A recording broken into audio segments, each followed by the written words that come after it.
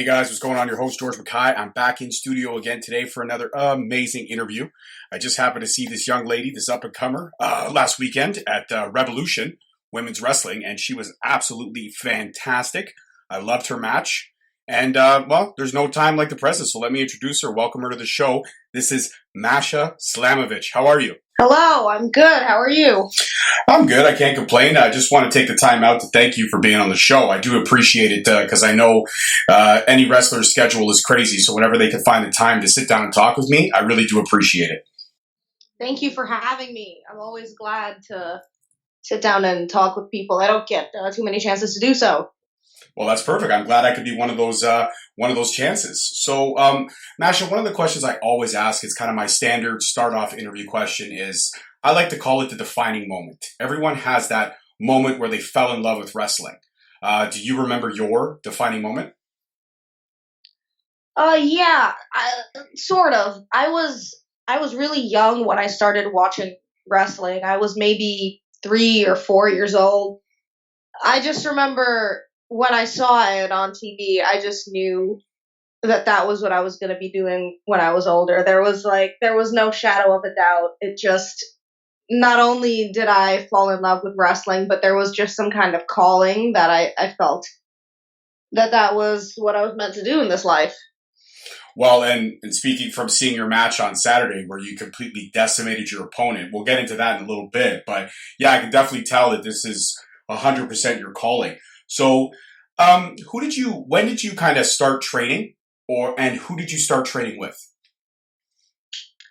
I started training on November 22nd of 2014 with the unpredictable Johnny Rods at the World of Unpredictable Wrestling in Brooklyn, New York.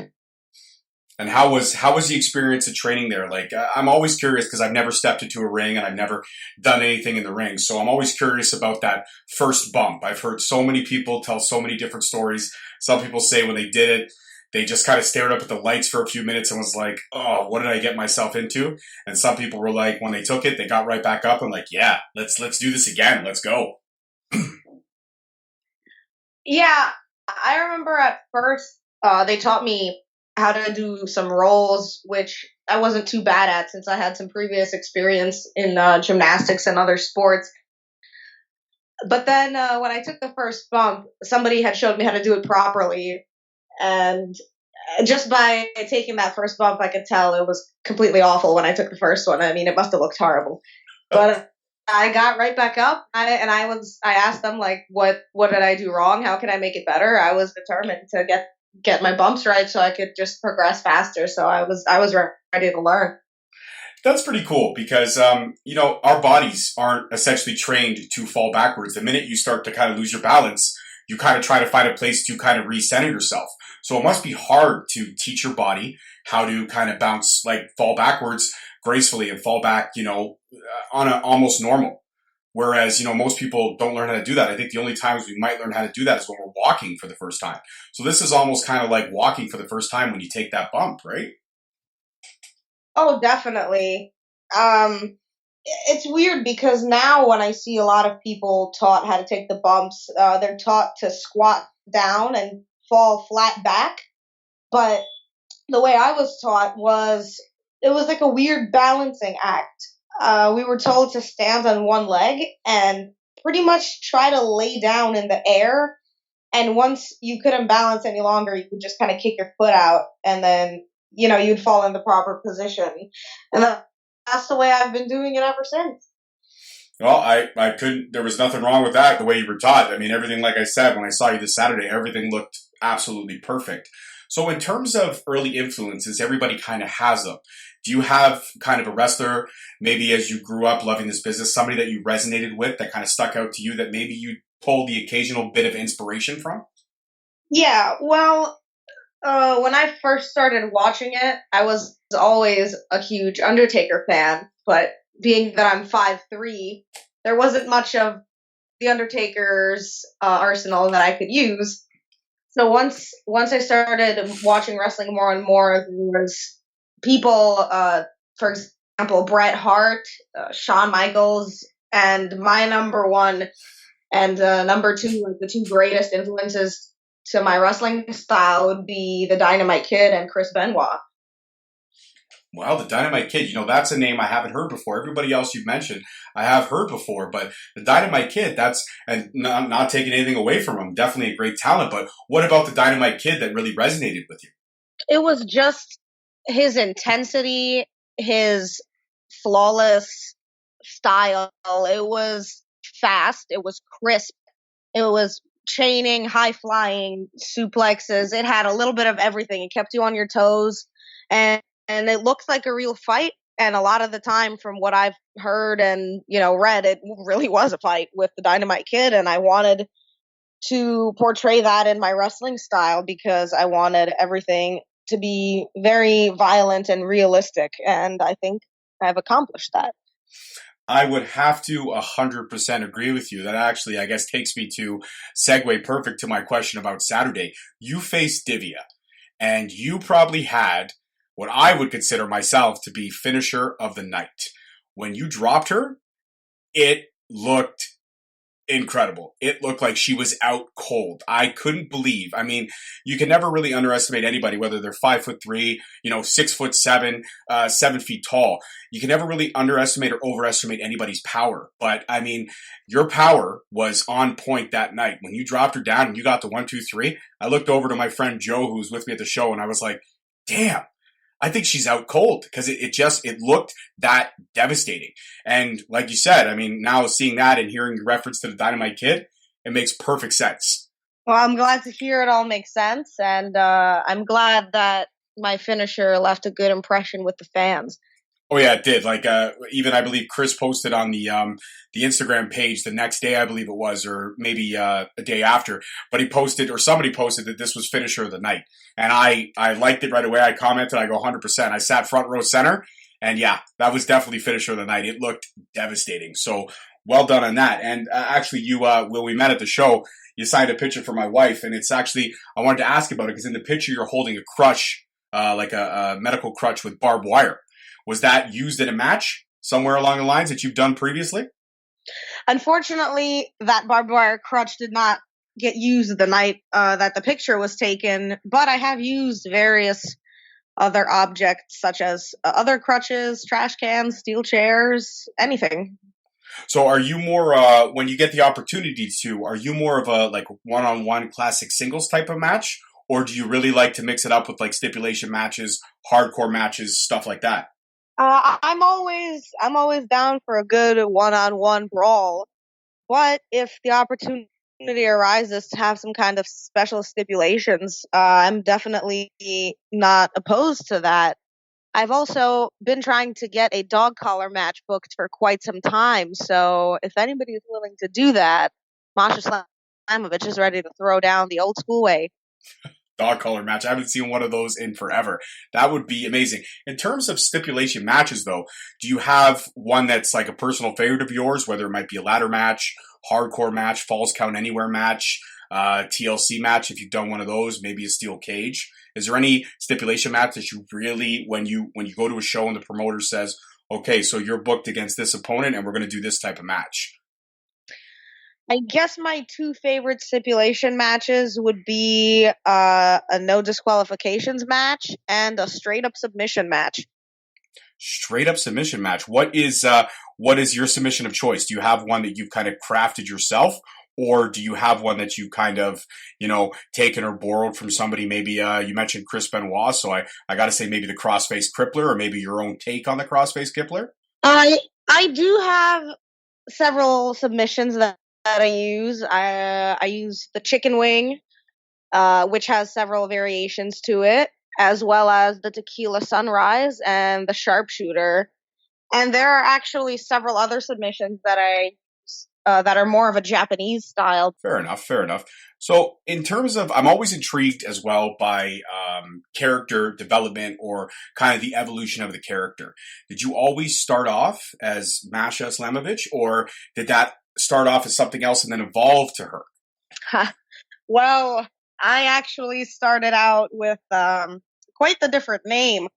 When I first turned 18 and I was still training at Johnny Rod's school, I was sent off to Japan under the name Skin Ripper. Okay, that is intense. Yes, that was the first name that I wrestled with for, I guess I would say, the first 3 or 4 months of my career, and upon my return to the States and the beginning wrestling on the independent scene, I changed my name to Masha Slamovich. And where did that kind of come from? Where was the inspiration for that taken? Well, Masha was the name of a good friend of mine growing up who passed away when I was 17 years old. So I decided to take her name and wrestle with her name in her honor, if you would say so. And Slamovich was, it's a play off of Slam a bitch, but we changed it to Vitch to make it sound Russian. So I think it flowed together that way. Yeah, no, it definitely rolls off the tongue. So, in terms of like, because when you were in the ring, I mean, obviously you were. I think I caught you speaking a little bit of the Russian, and you come up with the Russian flag. So, is that your is that your background? Are you full Russian, or do you have a little mix of something else? No, I'm pretty much full Russian. That's awesome. So when Rusev comes out during WWE, if you ever get the time to watch wrestling during your down days, you can understand kind of what he's saying most of the time, eh? See, that's a popular misconception. Rusev is Bulgarian. I'm Oh, Russian. yes. So Okay. I don't understand what he's saying. I mean, at all, really, when he's speaking Bulgarian, because it's a similar language, but not one that I understand, unfortunately. Oh, okay, cool. Yeah, so yeah, that's right. Yeah, because he did come out originally in the Russian persona, but then they changed it to the Bulgarian persona. I did forget about that, so thank you for reminding me of that. I do appreciate that. What are you a fan of comic books at all? Somewhat. I used to be more of a fan when I was younger, but now my time is pretty much consumed by wrestling, so I don't have time to be a fan of much anything else. Fair enough. The only reason I ask that is because I'm a big fan of comic books as much as I am a fan of wrestling. And there was a great series of comic books that came out in the late 80s to early 90s and actually a little bit in the 70s as well. It was called What If? It was this theory of comic books on possible scenarios on if these things had happened, what would change the course of events. Like, for example, if Peter Parker didn't get bit by the spider, if the Punisher's family never died, if the Fantastic Four didn't go to space, so forth and so on. So I kind of want to paint a picture and a scenario for you right now. Let's say one day you're walking downstairs in your apartment, your house, your condo, what have you, and you go to have your breakfast. You sit down at the you sit down at the table with your coffee and your breakfast of choice, whether it be bacon, eggs, cereal, what have you. And in front of you lay 5 contracts. And the 5 contracts are for 5 different promotions. All the same amount of money, all the same amount of dates. That doesn't change.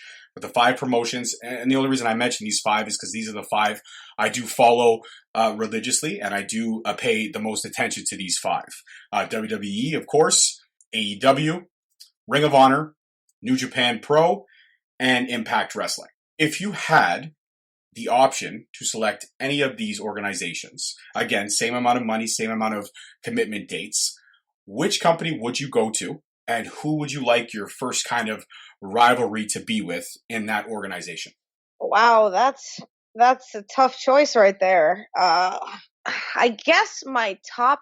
I mean, everybody wants to go to WWE, of course, but I guess unpopular opinion is I would probably have to go to New Japan, and I would like to face anybody and everybody there because I am very much a fan of Japanese wrestling. And I also very much like to wrestle the strong style, as I'm sure you can tell after Saturday. So Yes. I guess be my go-to. I love it. You know what? You're actually the first person that's mentioned New Japan. Most people do mention WWE. A lot of people lately because they're kind of brewing for this whole Wednesday Night War thing that might be happening between AEW and WWE. A lot of people have mentioned AEW. A couple people Ring of Honor and a few people Impact, but no one has yet to mention New Japan. So I thank you for that because I myself am a fan of New Japan as well. I love everything that they do over there. I love the stories that they tell in the ring. And I feel that out of all those organizations, that would be the one with the most freedom in terms of character control and match control. I think that's the one where you really can spread your wings, if you will, and kind of have your personal wrestling freedom to evolve and change. Would you not agree with that as well?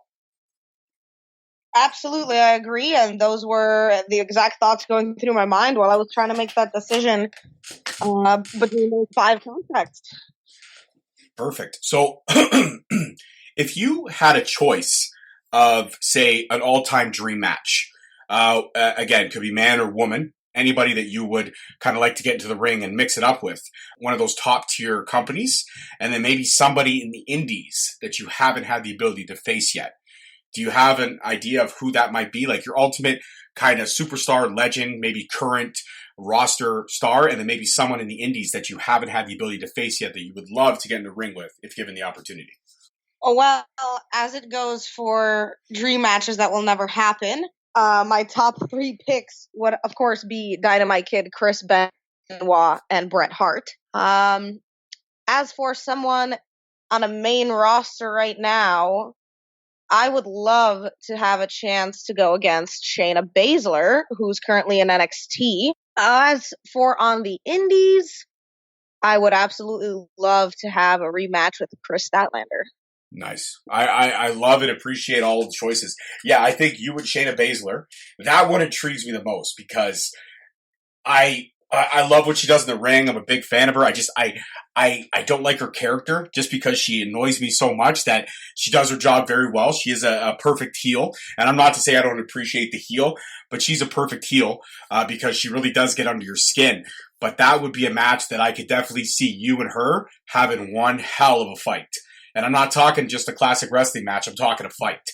And that's something I don't think anybody's been able to bring to the table to her. So who knows? Fingers crossed, maybe in the near future, I'm able to see that one because that would be absolute dynamite. Chris Skylander, I don't know all too well. I've heard the name before, but I don't know all too well. But that would be that as well would be an intriguing match to me as well. What about Chris Skylander sticks out to you the most as somebody that you would want to step into the ring with? It's Chris Statlander, if I may correct you. I apologize. I would love to wrestle Chris Statlander because she also wrestles in a quite intense style. She also wrestles, like myself, quite a few intergender matches, which I am a huge fan of.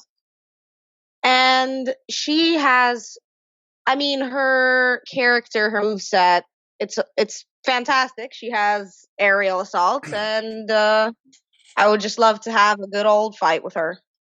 Very cool. No, very, very cool. Actually, you segued perfectly into my next question, which was going to be about intergender wrestling, what your kind of stance on that was.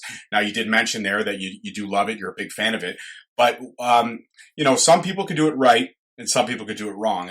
I think it all depends on the story that you can tell and also who you're in the ring with, your proverbial dance partner, if you will. Has there ever been an intergender match that you've done that wasn't the greatest, or has there ever been an intergender match that you've kind of done and you look back at it and you're like, yeah, you know what, that one was probably one of my top matches that I've had thus far in my career? I can't really recall any bad intergender matches that I've had. I can't recall too many of the matches that I've had in the past, as it is anyways. But I can definitely recall having a very, very good brawl, actually this past Friday at the Guild against DL Hurst. And I am looking for any opportunity for us to have a rematch. And what is it about intergender that kind of intrigues you the most? I mean, I get it. It's a chance to mix it up and do something that was very big, obviously during the Attitude Era, and then it kind of fizzled out a little bit there during the early 2000s. But now it's kind of becoming more of a staple, and a lot more companies are getting behind it, which is great to see.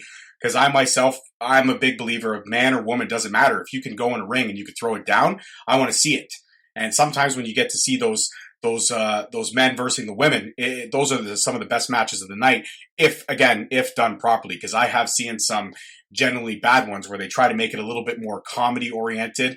They try to make it maybe the guy going after the girl for the kiss and that kind of stuff. And that's something that I feel is tired and played out. But if I could see two genuine talents getting in a ring and mixing it up, then those are the matches that I want to see. So, I mean, in terms of those, that's what I guess I kind of meant by bad ones, something like that again, the story that you tell can be immaculate if done properly. So, what is it about the intergender matches that intrigues you the most? I guess you can say it all started with my training back at the World of Unpredictable Wrestling because mainly I was trained by men. While I was there, there was only myself and three other women there at the time that I started, who were Karen Q, MJ Jenkins, and JL Cotto. But aside from training with them, for the most part, I was training with a bunch of guys, and that's just how I was taught that if you can hang with the guys, you can hang with anybody.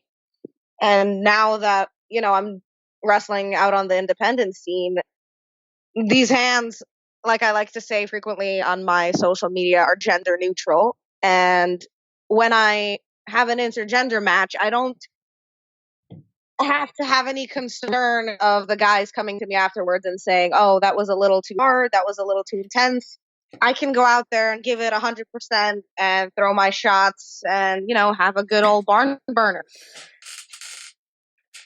Yeah, no, and that's a perfect point, and that's those are the kind of matches that I love to see. I have yet to see, too many great ones, but I have seen some ones that were pretty stellar. But again, I've also seen those comedy ones, and those are the kind of ones that I kind of shake my head at because I think the business has come a long way. We're well beyond that and past that. And since we're kind of on the subject of things we're well beyond and past, that would obviously definitely be the women's evolution in our sport. I have two daughters myself, and it's great to watch. Both of them are, well, my 3-year-old, she's just kind of getting into wrestling and understanding it, but my 9-year-old, she's a really big fan, like myself and my wife are, and we watch wrestling as often as we can as a family. That's kind of our family activity.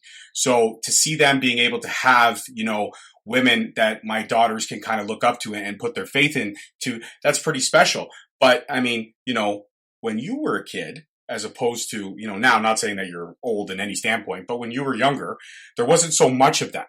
So is it great and kind of gratifying for you to see how far women have come in this great sport that we're talking about today? It definitely is, because I remember as a kid, and probably even now, the tendency has stuck around that I give a lot more focus to men's wrestling. When I was growing up, I watched women's wrestling, but I didn't really care about it too much. I was always more interested in seeing the guys and seeing some of the more older and, like I said, more realistic and more violent style of wrestling. So I'm sure if there was, people like Charlotte Flair and the rest of them on my TV screen when I was a child, I'm sure that they would have definitely caught my attention because they're all such talented wrestlers. Yeah, no, that's the truth. And again, like much like yourself and all the ladies that put on the amazing show at Revolution, and a couple of those ladies I got to see for the first time, like yourself, and some of them I have seen before, like Casey Spinelli, Rebel herself, and so forth and so on. Jody Threat is another one. In terms of where you kind of want to go with your career, and as you progress in this business, because again, it's only been 5 years, so still have a plethora of opportunity ahead of you. Is there something that a goal you're looking to obtain and reach to in the near future, and something you're looking forward in the long term in terms of where you want your career to kind of go? I definitely have long term and short term goals. Short term being within the next year, my focus is on hopefully going back to Japan and hopefully reaching out to different countries to wrestle in, aside from the ones that I have already been to, having my eyes on Puerto Rico and England, places like that. And I guess long term, you can't say that it'll happen in the next year, but hopefully in the future would be to get signed with one of the top 5 companies that you had named to me. Perfect. So where you mentioned like Puerto Rico and England as countries that you haven't got your feet into yet, but other than obviously the U.S. and Japan and Canada, what other countries have you wrestled in so far? So in January of this year, I wrestled both in the Dominican Republic and in Russia as well. Nice. How was Russia? Let's touch on that for a bit. You know what? Let's talk about the whole landscape because every kind of country has their own type of fan base. I mean, U.S. and Canada probably very similar, but Japan fan base is completely different. Dominican Republic, I'm sure the fan base is completely different, and Russia fan base is completely different. Like, talk to me about what's the type of crowds that you kind of were kind of walking into. I guess we'll start with Russia first. How were the crowds out there? Uh, well, unfortunately, during the time that I was in Russia, I was not able to perform on the live shows that they usually have. I was doing their TV tapings just due to the timing of my arrival there. So hopefully, when I return to Russia, either later this year or in the beginning of the next year, I'll be able to actually do a show. But from what I hear, I mean, the crowds are they're rowdy, they're into it, just like any other place you would expect. And especially the place that I wrestled in was IWF in Moscow. They have so many talented wrestlers there that there's absolutely no way you could stay in your seat during their shows. People like Ivan Markov and Casey would be my two standouts from the company. That's incredible. Well, it's amazing where you've wrestled so far, and I'm sure you're going to reach those other goals. Puerto Rico and definitely the UK. I think you would tear it up in the UK. Is there anybody specifically in the UK that you kind of may have a target on? Somebody you'd like to kind of mix it up with if you get the chance to go out there? Oh, I mean, there's just a plethora of people there that I would be willing to wrestle, of course. But I guess the number one would have to be Tony Storm at the time. Oh, that just shut up and take my money. That right there. That one, but that one's got to be. You guys got to get locked in a cage for that one, man. I think you got to do a steel cage for that one. You got to go all out. I think you two would just. Oh, you and Tony Storm. Oh, shut up, take my money. I'm exhausted already thinking about the possibilities. Whew. But you know what? I don't think that could be just one match. Masha, it can't be one match. It's got to be like a series of three. I think you got to kind of work your way up to that. You know what I mean? You got to maybe do the one-on-one classic, maybe with a double count out, then go back in with a no DQ that ends in kind of like maybe you knock each other out and then you finish it in the steel cage. I think that's the way that's got to go. What do you think about that? Am I doing okay as a first time booker there? I think you're doing fantastic, except I would like to top one more level to what you said. If you would be that excited to see myself versus Tony Storm, why not go for the Chris Benoit style and have a best of seven series? Oh, shut up and take my money seven times over. You're a genius. I love it. Okay, so if there's any promoters, when this episode drops, if there's any promoters out there that can make this match happen, you've already got my money. That's only one person, but I'm sure you'll get more people's money. We have to sign this. We have to make this happen for you, Masha. We got to do it. We're going to have to start campaigning on Twitter and Instagram and Facebook. We got to start doing it all. We got to start letting people know that this one has to go down. Let's get it done. I'm always a big fan of kind of advocating for the up and comers. And when I told my daughter I was meeting you, I showed her some of the video footage from the night that I was at Revolution. And the only reason she didn't make it with me is because she was in a little bit of trouble. So the only way that I could, punish her for not doing kind of things we asked her to do was take away her ticket. So I did. She got upset, but she got over it. But when I showed her some of the footage, she's really excited about you. And I kind of saw that glimmer in her eye. That kind of glimmer when, a kid sees something so cool that they absolutely love. If there was ever a little boy or little girl that wanted to get into this business, what would be the one piece of advice that you might give to them? My number one advice would be go for it and give absolutely everything you have to it. This business is a difficult one, and it is unlike any other business that I've ever really seen. So I believe hard work can outwork talent. Even if you are a natural at this, that if you put in all the work and all your effort and you just completely surrender your life to this and put everything you have into it, you will absolutely see results. There's absolutely no way you won't.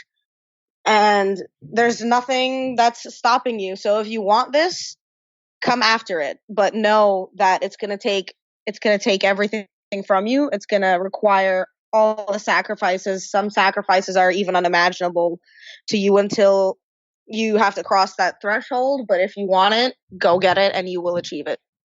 Well said. That's 100% well said.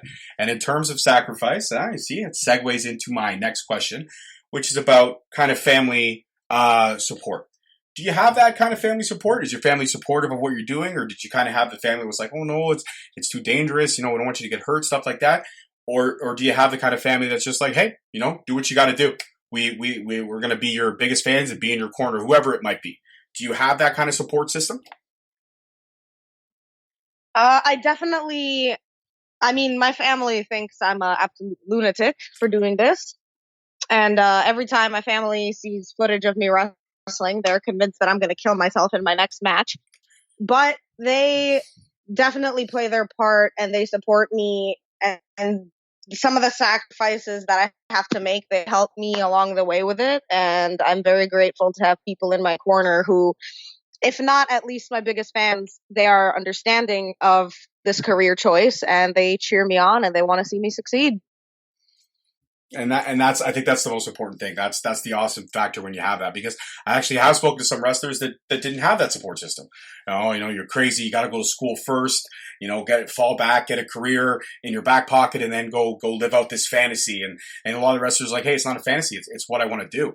And you know what? It's the same thing as this business is as hard as any other business it is, I think, to maintain it. I mean, you look at any other kind of sports star. You look at any other, like the music business, the acting business. It's all minimal amount of opportunity. But if you take those opportunities, like you said, then the doors will open and it'll be a fast track. And I believe that one day I will see your name on one of those big marquees in a main event for those 5, because I definitely think you are a talent worth watching. So I already kind of kept my eye on you and I was looking forward to seeing you. But now that I've seen you on Saturday and I know exactly what you're working with, girl, you got the total package. And I think it's fantastic. I love the character. Like I said, the power, the speed. I mean, I knew it was going to be something, but I did not expect it to be finisher of the night. I'll be completely honest with you, and it blew me away when I saw how you decimated your opponent. In terms of the grind on the road and the traveling and going back and forth from country to country to country, does it ever get to a point where you feel like you need a break? You need to take some time for yourself, or do you find that chance to take some time for yourself, schedule dependent on, or do you just kind of take booking after booking after booking? I mean, me personally, I never get tired of being on the road. On the contrary, I get tired of sitting idly at home. So bookings that I get, I take booking after booking after booking. There's a tour coming up, I'll be on it. There's a booking halfway across the country, I'll go to it. So traveling is one of the great parts of wrestling, and it's also a big part of why I wanted to be a wrestler, because aside from loving this business, I want to travel and I want to see the world. And what better way to do it than doing what you love? So I never get tired of traveling and seeing all the beautiful sights of places like Canada and all the other places. That's a great question. That's a great answer to the question. Thank you for that. And I appreciate that too. I know that traveling is a big part. I mean, you got to be able to love both things in order to want to be on the road so often.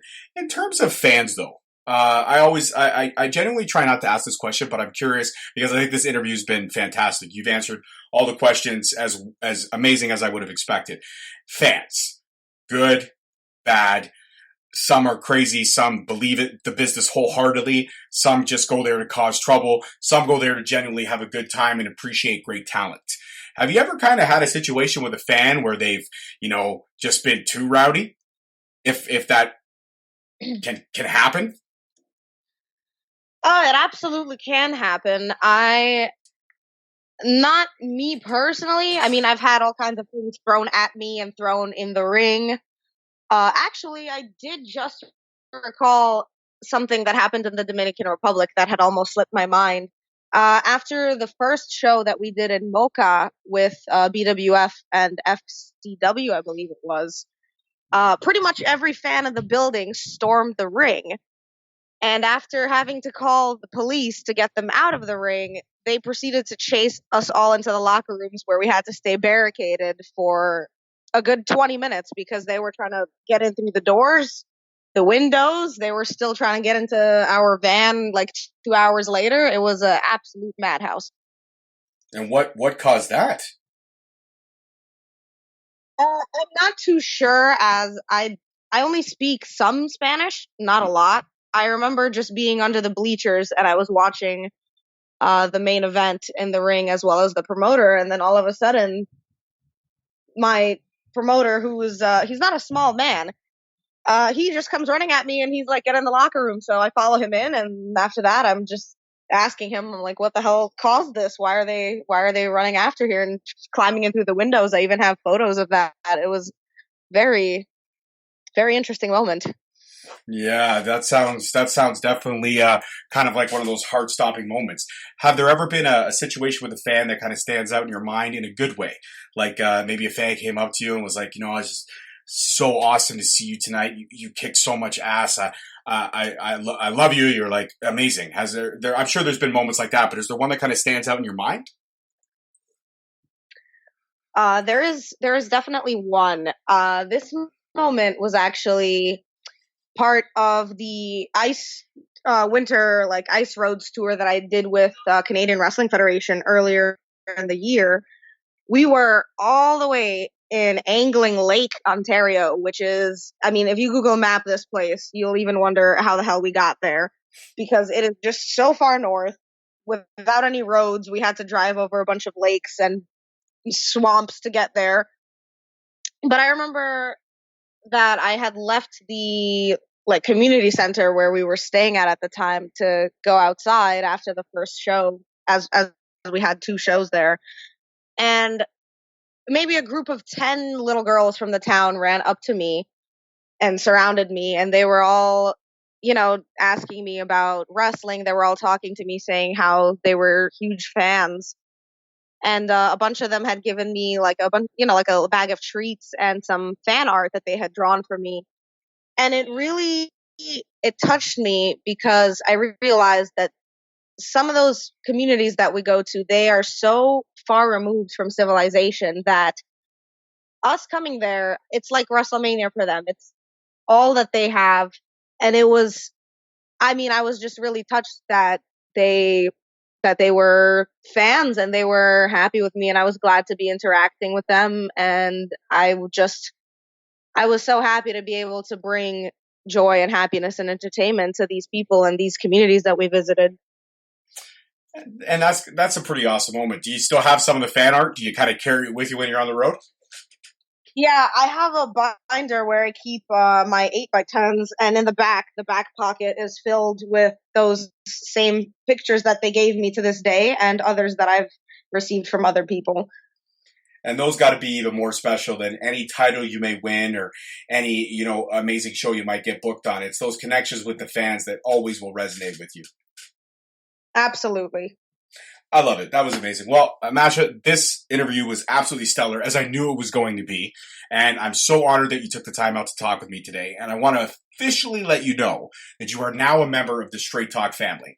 You have my Skype. I have your Skype. Anytime, maybe you're in between shows and you're bored, you're like, "Hey, let's call the host." You can absolutely call me. We'll do this all over again. Well, that sounds great, and I look forward to at some point having another interview with you. And thank you so much for having me here today. And I had a great time talking with you. Thank you very much. Before you go, do you want to shout out your socials in case some of my fans may not know who you are, which I guarantee you after this interview, they will. Yes, all of my social media handles are the same. They are all at Masha Slamovich, MashaSlamovich, Masha Slamovich. Perfect. Again, thank you so much for the time. Go enjoy the rest of your evening, and I can't wait for Revolution to come back again. I think I heard whispers of a show maybe in January. I hope you're on the card again, and I cannot wait to see you. That would be fantastic. Let's see what's in the works, and I look forward to seeing you again. All right, my dear. Again, from all of us here at Straight Talk Wrestling, I appreciate the time. Thank you so much, and we will talk soon. Bye-bye. Bye-bye. All right, guys. Well, that was Masha Slamovich. Absolutely amazing interview. I loved how candid she was, how honest she was, how real she was. And this is what drives Straight Talk Wrestling. It's all about being honest, upfront, and everything in between. As always, I'm your host, George Mackay. And next week's episode will be, I'm not going to tell you. Jeff, I know you're listening. Jeff's one of my good friends and longtime fan and a listener. And Jeff, I want to tell you, and next time I see you, I still won't tell you because you got to follow the socials. You'll get those at the end of the show as well. Don't forget, please support the show. Got a couple shirts up on ProWrestlingTees.com. I am working on a few new designs. It's just been a crazy time period with interview after interview after interview of bringing you guys these amazing talents that I've been able to bring you. As always, I'm your host. Thank you so much for listening, and we will see you again next week. Peace. Thank you for listening. Tune in next week for another episode on Spreaker, Stitcher, Spotify, iTunes, Google Play, and iHeartRadio. Also follow us on Facebook at Straight Talk Wrestling, on Instagram at Straight Talk Wrestling, and on Twitter at _Straight Talk. And for all our merchandise, you can search us on ProWrestlingTees.com.